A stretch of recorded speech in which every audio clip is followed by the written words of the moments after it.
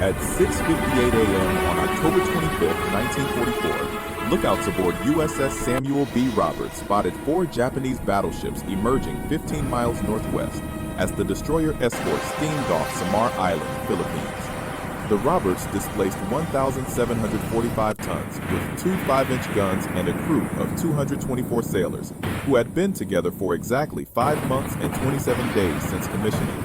Leading the enemy formation was Yamato, the largest battleship ever built, displacing 72,000 tons with 9 18.1-inch guns that could fire shells weighing 3,200 pounds, 25 miles.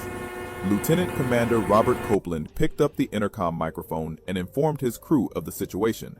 A large Japanese fleet had been contacted 15 miles away. 4 battleships, 8 cruisers, multiple destroyers, all heading directly toward the American task force. Copeland told them this would be a fight against overwhelming odds from which survival could not be expected. They would do what damage they could. The Japanese center force consisted of 23 warships, 4 battleships, 6 heavy cruisers, 2 light cruisers, 11 destroyers, total tonnage 200,000 tons. Opposing them were 6 American escort carriers designed to fight submarines, screened by 3 destroyers and 4 destroyer escorts, 7 small ships, total tonnage 25,000 tons. The Japanese outweighed them 8-1. Admiral William Halsey had taken every American battleship north overnight, chasing Japanese carriers. He left Taffy 3 alone off Samar. American intelligence reported the Japanese center force retreating after yesterday's air attacks. They weren't retreating. At 3 a.m. they had transited San Bernardino Strait undetected.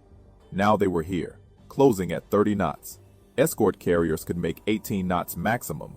They couldn't outrun battleships. In the Pacific War so far, 53 destroyer escorts had been commissioned. None had ever engaged enemy battleships. Doctrine called for screening convoys against submarines, not charging battleships.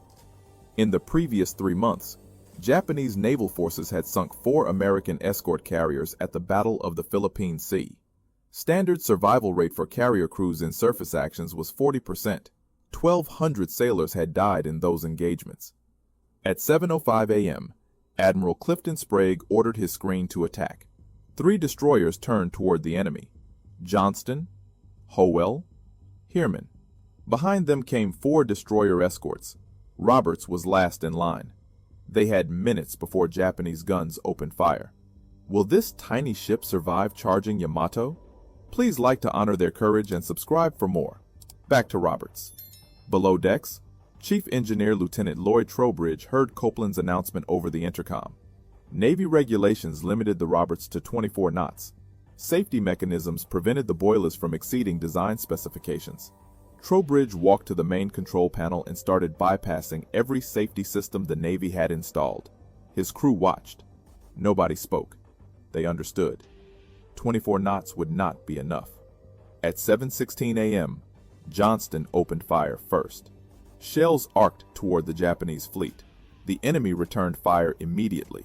14-inch shells from battleship Congo. Water columns erupted 200 feet high. The destroyer disappeared into smoke. At 7:23 a.m., the Roberts turned toward the enemy. Copeland ordered flank speed. Trowbridge's modifications pushed the destroyer escort to 28 knots, 4 knots faster than design specifications. The ship vibrated. Metal groaned. Steam pressure gauges climbed into the red zone. Nobody cared. Speed was life. The Japanese fleet spread across 10 miles of ocean. Yamato steamed in the center. Heavy cruiser Chikuma led the right flank, 8 miles ahead of the battleship. Cruiser Tone followed 2 miles behind Chikuma. To the left, cruisers Haguro and Chokai closed on the American carriers. Between them, destroyers formed a screening line. The Roberts had to penetrate that screen, reach torpedo range, fire, escape. Torpedo range was 5,000 yards, 2.8 miles. Roberts' 3 Mark 15 torpedoes could travel that distance at 46 knots. But getting within 5,000 yards meant running through a gauntlet of shells from ships that could hit targets at 25,000 yards. The math was simple. For every mile the Roberts advanced, the Japanese could fire 5 miles worth of shells at her. At 7:32 a.m., shells began falling around the destroyer escort. 8-inch rounds from heavy cruiser Chikuma. Green dye markers in the splashes helped Japanese spotters track their aim. One shell landed 50 yards off the port bow. Another struck 20 yards to starboard. Water columns towered over the ship's mast. Copeland ordered hard left rudder, then hard right. Zigzag pattern. Keep the enemy guessing. Make their rangefinders work. Gun Captain Lieutenant William Burton stood in the forward 5-inch gun mount. His crew had trained for 6 months, fired thousands of practice rounds. Never against battleships. The forward gun could fire 15 rounds per minute with a trained crew. Burton had a trained crew. He also had 608 rounds of ammunition total, 304 per gun. At 15 rounds per minute, that gave him 20 minutes of continuous fire.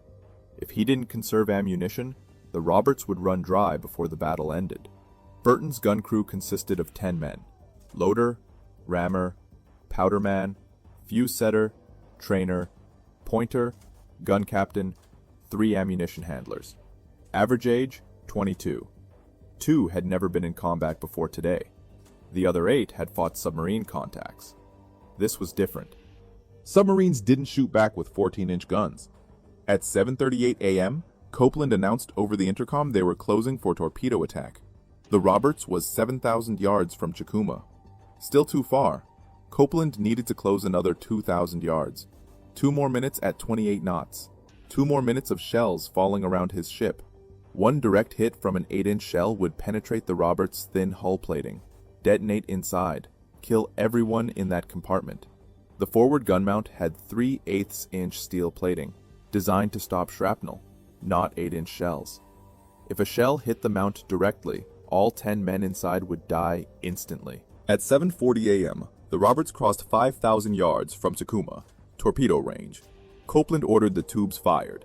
3 Mark 15 torpedoes launched from the starboard side. White wakes traced across the water at 46 knots. Travel time to target approximately 2 minutes. The torpedoes ran hot, straight, and normal. The Roberts immediately reversed course. Hard left rudder, full speed away from the enemy. Disappear into the smokescreen before the Japanese could track her. Chikuma's lookout spotted the torpedo wakes. The cruiser turned hard to port. Emergency maneuver. Her rudder went to maximum angle. 8,000 tons of warship heeled over. The first torpedo passed 50 yards ahead of her bow. The second missed the stern.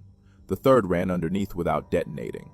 Contact exploders on Mark 15 torpedoes had a 40% failure rate. The Roberts had just fired 3 duds, but Copeland had achieved something more valuable than a hit. Chikuma had turned away from the carriers, broken off her attack run. The heavy cruiser was now heading northwest, away from Taffy 3. She'd lost 5 minutes of pursuit time. 5 minutes the escort carriers could use to run south. 5 minutes closer to potential rescue from Admiral Halsey's fleet. At 7:45 a.m., the Roberts emerged from the smokescreen. Chikuma had completed her turn and resumed course toward the carriers. She was now 8,000 yards away, too far for another torpedo run. Copeland ordered Burton to open fire with the forward 5-inch gun. The gun mount rotated toward the target, elevated to maximum range. Fired. The first shell left the barrel at 2,600 feet per second. Flight time 12 seconds. The shell landed 400 yards short. Burton adjusted elevation. Fired again. This round landed 200 yards short. Third shot. Splashed near Chikuma's bow. Fourth shot. Hit. The shell struck Chikuma's forward superstructure. Penetrated. Detonated inside. Smoke poured from the impact point. Burton's crew settled into a rhythm. Load, ram, fire. Load, ram, fire. 15 rounds per minute. The gun barrel heated. Recoil mechanism cycled. Brass casings piled up inside the mount. After 5 minutes of continuous fire, Burton had expended 75 rounds, 5% of his total ammunition. He had hits on Chikuma. Couldn't tell how much damage. The cruiser was still firing back, still closing on the carriers. At 7:52 a.m., Chikuma shifted her fire from the carriers to the Roberts. 8-inch shells began landing close. Very close. One exploded 30 yards to port. Shrapnel peppered the Roberts' hull. Another landed 20 yards to starboard. Blast wave rocked the ship. A third shell hit the water 10 yards off the bow. The splash drenched the forward gun mount. Seawater poured through the gun ports. Burton's crew kept firing. Water sloshed around their feet. The gun mechanism was designed to work wet. Had to be. Destroyers operated in all weather, all sea states. The crew had trained in simulated flooding. This wasn't simulation. This was combat. And the Japanese were getting their range. At 8:03 a.m., Destroyer Johnston took a hit from battleship Congo. 14-inch shell. Direct impact on her bridge. The explosion killed her executive officer and wounded her captain. Johnston's speed dropped to 17 knots. Steering control shifted to aft steering. The destroyer continued firing. 3 miles to the north, destroyer Howell engaged heavy cruiser Haguro. Howell had already taken multiple hits. Her forward gun mount was destroyed. Number 3 engine room flooded. She was making 15 knots on one engine. The Roberts was still intact, still making 28 knots, still firing at Chikuma, but ammunition was running low. After 18 minutes of continuous fire, Burton had expended 270 rounds from the forward gun. 90% of that mount's ammunition. He had 34 rounds remaining. At the current rate of fire, that gave him 2 minutes and 16 seconds before the forward gun ran dry. At 8:07 a.m., Copeland ordered Burton to shift fire to a new target. Heavy cruiser Tone had closed to 7,000 yards, closer than Chikuma, more dangerous. Tone mounted 8 8-inch guns. She was firing at escort carrier Gambier Bay. Shells were landing near the carrier, getting closer with each salvo. Burton traversed his gun mount to the new bearing, elevated for 7,000 yards, fired. The shell arced toward Tone, landed short, adjusted, fired again, hit. The shell struck Tone's number 2 turret, penetrated the armored face, detonated inside. The turret stopped rotating, stopped firing. Burton had just disabled 1/4 of the cruiser's main battery with a 5-inch gun that wasn't supposed to damage cruisers. At 8:10 a.m., Roberts' forward gun fired its last round. 304 rounds expended. The barrel was scorching hot. Metal glowed dull red. The recoil mechanism was starting to fail. Springs compressed beyond design limits. Oil smoking in the recuperator. Burton's crew had pushed the gun past every specification the Navy had established. Now they were done. The forward mount had no more ammunition. The aft gun mount under gunner's mate 3rd class Paul Henry Carr still had ammunition. 325 rounds. Carr was 20 years old, from Chakotah, Oklahoma. He joined the Navy in May 1942, trained as a gunner at Great Lakes, assigned to the Roberts in April, 6 months ago. This was his first surface action. His gun crew consisted of 10 men, average age 21. They'd been firing continuously since 7:45. 25 minutes, 324 rounds expended, 1 round remaining. At 8:15 a.m., the Roberts' luck ran out. 3 Japanese heavy cruisers had her bracketed, Chikuma to the north, Tone to the northeast, Haguro to the northwest. They were closing. 6,000 yards, 5,000, 4,000. The Roberts was running out of sea room, running out of smoke, running out of time. And she was about to take her first hit. At 8:20 a.m., an 8-inch shell from Chikuma struck the Roberts amidships, port side. The shell penetrated the thin hull plating, traveled through the galley, exited the starboard side without detonating, punched a hole 3 feet wide. Seawater began flooding the lower decks. Damage control teams rushed to seal the breach, stuffed mattresses into the holes, shored up buckled bulkheads. The Roberts took on a 5-degree list to port. 2 minutes later, a second shell hit. This one detonated. The explosion tore through the crew's berthing compartment, killed 6 men instantly. Ruptured steam lines. Superheated steam filled the passageway, scalded 4 more sailors. The Roberts' speed dropped to 24 knots, then 20. 1 boiler was offline. Trowbridge was fighting to keep the other running. At 8:25 a.m., Paul Carr's aft gun mount lost electrical power. The power train that rotated the mount stopped. The hydraulic ram that loaded shells stopped. The firing mechanism went dead. The mount was now manually operated. Carr's crew had trained for this. Every destroyer escort crew trained for combat damage. They knew how to operate the gun without power. It just took longer. Manual operation required muscle. The trainer and pointer hand-cranked the mount to aim at targets. The loader and rammer manually lifted each 54-pound shell, rammed it into the breech by hand. The gun captain manually triggered the firing pin.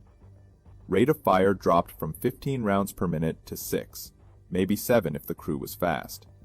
Carr's crew was fast. They kept firing, cranked the mount toward tone, loaded a shell, rammed it home, fired. The recoil mechanism absorbed 8 tons of backward force. The mount shook, the deck plates bent. Load another shell, ram, fire. 6 rounds per minute. The gun barrel was glowing red now. Heat radiated through the mount. Temperature inside reached 130 degrees. The crew was soaking wet. Sweat, seawater from near misses, steam from ruptured lines below decks. At 8:30 a.m., disaster struck the aft mount. A powder charge cooked off. Spontaneous ignition from the overheated breech. The explosion tore through the gun mount, killed 3 men instantly, wounded 7 others. Shrapnel shredded the interior. The blast threw Carr backward against the bulkhead. A jagged piece of steel caught him from neck to groin, ripped him open. He fell, landed on the deck. His intestines were exposed. He was dying. But Carr wasn't finished. He looked at the ammunition rack. 1 shell remained, the last round in the magazine. He crawled toward it, grabbed it. 54 pounds. He couldn't lift it alone, couldn't stand. He held the shell against his chest. Blood poured from the wound. He looked at the breech, looked at his crew. They had to load this shell. Had to keep firing. Machinist mate 2nd Class Chalmer Goheen found Carr holding the shell, begging to load it. Goheen took the shell from Carr's hands, tried to help him away from the destroyed gun mount. Carr refused to move. He kept pointing at the breech, kept trying to make Goheen understand. Load the shell. Fire the gun. Keep fighting. Goheen set the shell down, dragged Carr away from the mount. The gun was destroyed. The breech was shattered. The firing mechanism was gone. There was no way to fire that last shell. Carr didn't understand, or maybe he understood and didn't care. He died 5 minutes later, still trying to get back to his gun. At 8:35 a.m., the Roberts took another hit. 14-inch shell, either from Congo or Haruna. Both battleships were firing at the destroyer escort now. The massive shell struck the starboard side, penetrated the number 2 engine room, detonated inside. The explosion tore a hole 40 feet long and 10 feet wide in the hull. Seawater rushed in. The engine room flooded in 30 seconds. 8 men were killed instantly. The Roberts' speed dropped to 10 knots. Then 5, then dead in the water. Copeland ordered all remaining crew topside. The ship was dying. No power, no steering. 3 feet of water in the lower decks. Fires burning in 4 compartments. The Roberts was settling by the stern, going down. At 8:45 a.m., more shells hit. 6-inch rounds from light cruiser Noshiro, 8-inch rounds from Haguro. The Japanese were pounding the helpless destroyer escort. Each hit killed more men, wounded more. The Roberts had become a stationary target. At 9:10 a.m., Copeland gave the order to abandon ship. 115 men were already dead or missing. The remaining 109 sailors began going over the side. They had 3 inflatable life rafts. 2 had been destroyed by shellfire. 1 remained, designed to hold 16 men. They put the wounded in the raft. Everyone else went into the water. 3 floater nets drifted nearby. Men clung to them, held on to anything that floated. Pieces of debris, empty shell casings, wooden planks. At 9:35 a.m., the Roberts rolled to port. Her bow rose out of the water, pointed at the sky. The stern was already underwater. She hung there for 10 seconds, then slipped beneath the surface. Stern first, the bow followed. 306 feet of warship disappeared into the Philippine Sea. She sank in 600 fathoms, 3,600 feet deep, the deepest any American warship had been sunk in combat. 109 men were in the water. Many were wounded, burns, shrapnel wounds, broken bones. All were covered in fuel oil. Thick black oil from the Roberts' ruptured fuel tanks. The oil coated everything, got in their eyes, their mouths, their lungs. Some men were vomiting, others were unconscious. The water temperature was 84 degrees, warm enough to survive, for a while. They had no food, no fresh water, no rescue in sight. The battle was still raging around them. Japanese warships steamed past. None stopped to pick them up. At 9:45 a.m., Admiral Takeo Kurita ordered the Japanese center force to withdraw. His cruisers had taken heavy damage from the destroyers and aircraft. Chokai was dead in the water, Chikuma was on fire. Suzuya's torpedoes had exploded from a near miss. Kumano's bow had been blown off by a torpedo. 3 heavy cruisers critically damaged. Kurita believed he was fighting fleet carriers and heavy cruisers. His staff kept insisting they were engaging Admiral Halsey's Third Fleet. They were wrong. The escort carriers of Taffy 3 were Liberty ship hulls with flight decks. The destroyers were tin cans with 5-inch guns. But the confusion saved the American invasion fleet. The Japanese turned north, headed back toward San Bernardino Strait. The battle off Samar was over. 3 American ships had been sunk. Destroyer escort Samuel B. Roberts, destroyers Johnston and Howell, escort carrier Gambier Bay had capsized under fire from Yamato's 18-inch guns. 1,277 American sailors were dead or missing, another 1,000 wounded. But the invasion fleet at Leyte Gulf survived. MacArthur's troops continued landing. Supplies continued flowing ashore. The Japanese had lost their last chance to stop the Philippine campaign. In the water off Samar, 109 survivors from the Roberts drifted. The battle had moved away, north, then out of sight. Silence settled over the ocean. No engines, no gunfire. Just waves lapping against life jackets. The men clustered around the single life raft and 2 floater nets. The wounded were in the raft. Everyone else held on to the edges, or clung to the nets, or just floated nearby in life jackets. They spread out over a 1/4 mile of ocean. Small groups, 2 men, 5 men, 10, trying to stay together, trying not to drift apart. The fuel oil was the worst part. It coated their skin, their hair, their faces.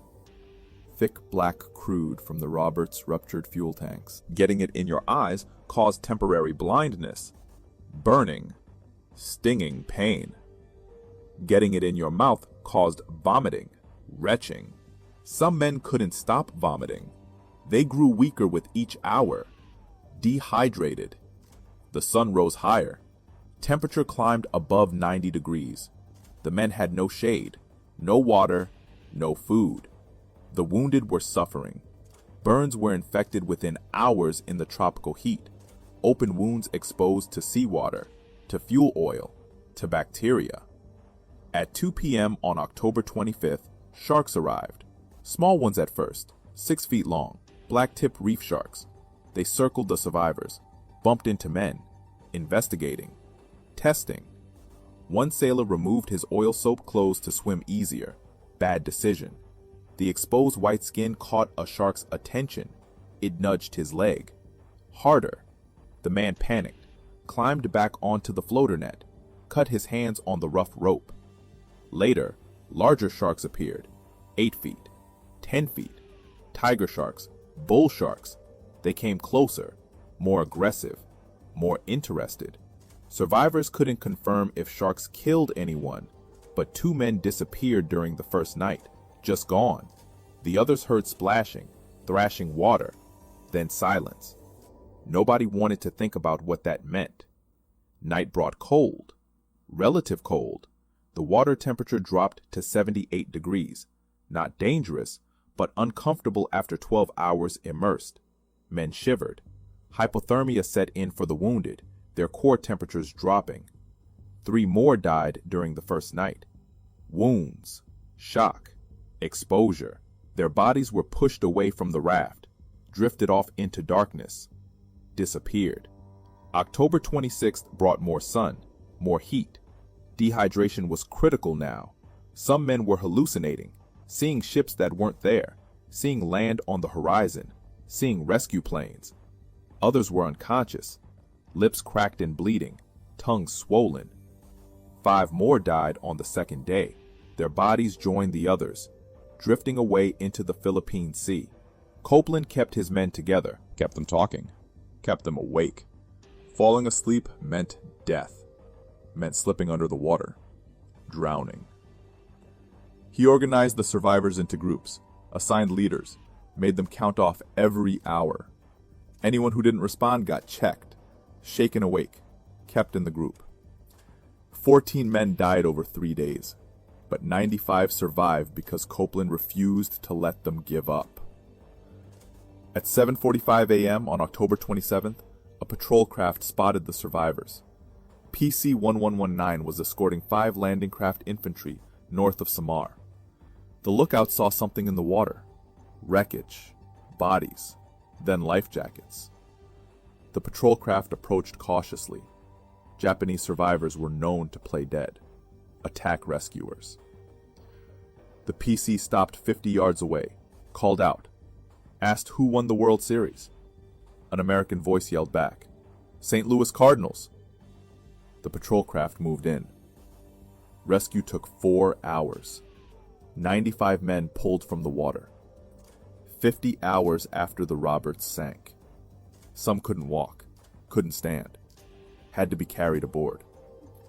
All were treated for dehydration, burns, wounds, infections, fuel oil poisoning. The most serious cases were transferred to hospital ship Comfort, sailed to Hollandia. The rest went to Leyte, then to San Francisco, aboard transport Lurline. They arrived December 4th, 3 weeks before Christmas. The Battle off Samar became known as the greatest last stand in naval history. 7 small ships had turned back 23 warships, saved an entire invasion fleet, prevented a disaster that could have prolonged the Pacific War by months. Admiral Chester Nimitz called it the Navy's finest hour. Historian Samuel Eliot Morison wrote that no engagement in naval history showed more gallantry. The Roberts received the Presidential Unit Citation. Copeland received the Navy Cross. Paul Carr received the Silver Star posthumously. In 1985, the Navy commissioned guided missile frigate USS Carr, named for the gunner, who died holding his last shell. In 1982, frigate USS Copeland was commissioned, named for the captain who led his crew into impossible odds. In June 2022, explorer Victor Vescovo found the Roberts, 22,621 feet down, 4.3 miles. The deepest shipwreck ever discovered, deeper than Titanic. The wreck sits upright, bow separated from stern by impact, but recognizable. The aft gun mount where Carr died is still there, visible in the footage. Silent, waiting. The last survivor, Admiral Lenore, died March 20th, 2022, age 97, 3 months before they found his ship. That's the story of the destroyer Escort that fought like a battleship, the tiny ship that charged Yamato, the crew that refused to surrender even when survival was impossible. If this story moved you, hit that like button to honor their sacrifice. Subscribe to keep these forgotten heroes remembered. Turn on notifications so you never miss a story like this. Drop a comment and tell us where you're watching from. Do you have family who served in World War II? Share their story below. We read every comment. Thanks for watching. We'll see you in the next one.